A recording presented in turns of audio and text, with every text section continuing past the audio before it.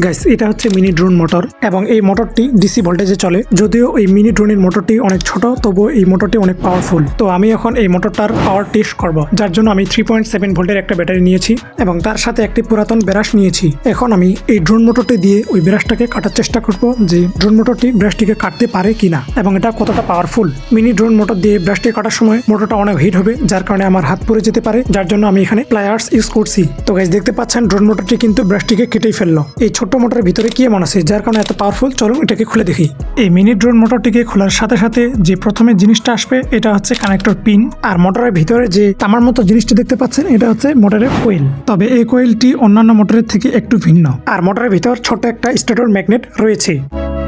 তো গাইস, আজ এই পর্যন্তই। এরকম টেকনিক্যাল রিলেটেড বিভিন্ন বিষয়ে ভিডিও পাওয়ার জন্য ভিডিওতে লাইক দিয়ে এবং আমার চ্যানেলটিকে সাবস্ক্রাইব করে পাশে থাকার অনুরোধ রইল। আর যারা আগে থেকে এই দুটি করে দিয়েছে তাদেরকে অসংখ্য ধন্যবাদ।